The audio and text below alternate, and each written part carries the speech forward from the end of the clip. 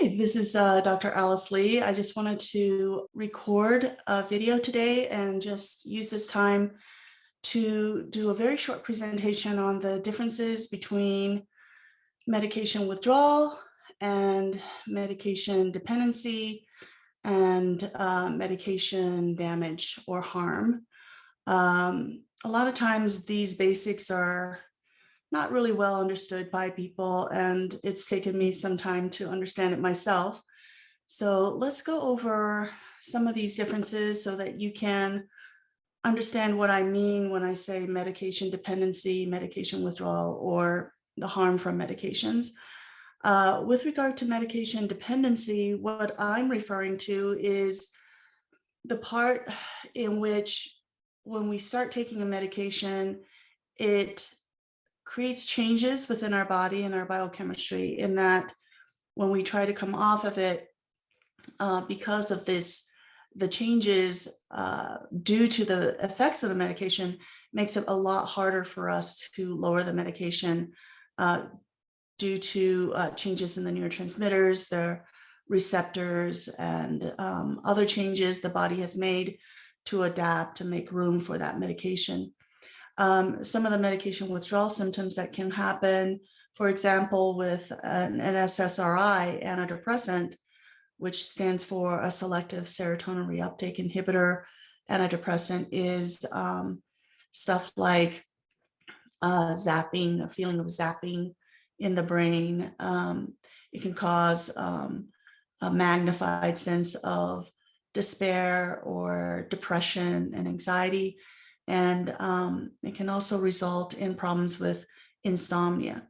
And that's because when you take a medication like an SSRI antidepressant, the body makes adaptations in the number of receptors for the reuptake pumps.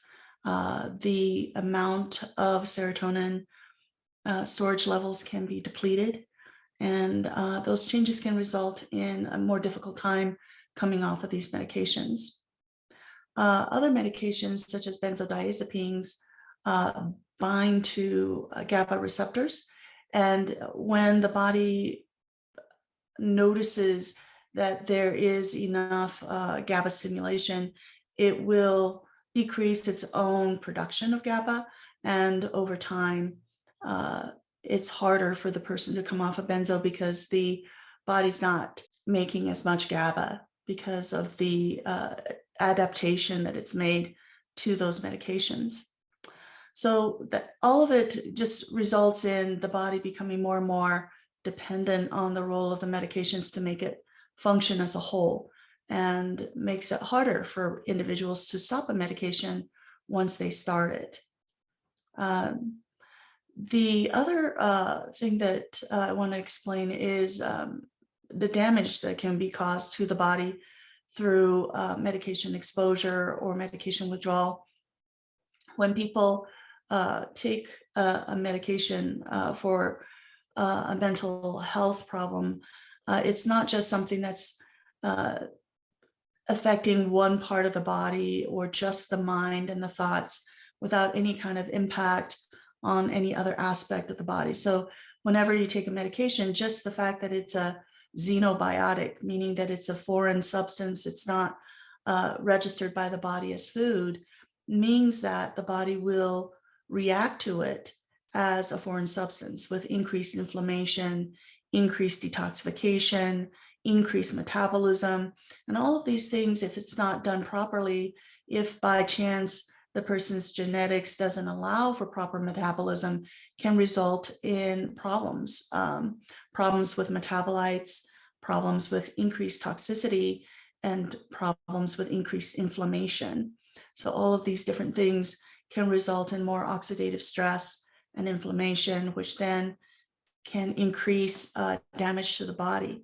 I've had some people who came to me after being on and off medications, either because they couldn't handle the metabolism of medications and so they stopped it abruptly, or they were on and off of it several times because they just simply didn't want to be on a medication, and they end up with a lot of difficulties. I've seen patients who attended college before they started on medication, and because of maybe some stressors or poor nutrition while they were in college, were put on medications for anxiety or depression. But by the time they came to see me, because of being on and off medications, they actually were so harmed by the whole process of the medications and their withdrawals that they were not able to speak.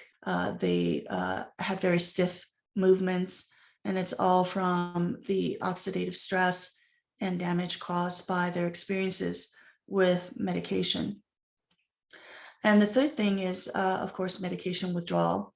So medication withdrawal is very specific. It's very different from healing the underlying causes of one's mental health in the first place, because when you withdraw someone from medications, it is very specific to the receptors that that medication affects. So I always tell people, look up the medication on Wikipedia, look at the KI values under the psychopharmacology section, and you'll be able to see the specific receptors that are blocked or affected by the medication. When you withdraw someone from a specific medication, those receptors will then be unblocked or affected in the opposite direction, and withdrawal then ensues. If there's no proper intervention for that, then the withdrawal will be very difficult for the person. And usually what people will notice is that the opposite effects will appear. So if a medication was treating depression, then withdrawal will result in aggravated, a more intense experience of depression. If the medication is for anxiety, then what was a calmer state of mind will become much more exaggerated in terms of its state of anxiety. All of these different things come from a combination of unresolved underlying causes as well as withdrawal effects, which compounds the experience and makes it even more unpleasant for the person. So that's the summary of what I wanted to talk about today: the difference between dependency, which has to do with a lot with the body's adaptation to the medication and making room for that medication to work in a homeostatic way with the body; medication withdrawal, which is very specific to whatever the receptors were that were blocked or affected by that medication; and medication harm, which is the damage done to the body through oxidative stress or inflammation or improper metabolism of the medication over time. And so I hope that this clarifies these three different aspects about exposure to medication. And I hope that that will help you in your own healing journey. Thanks for listening, and I hope you have a great week.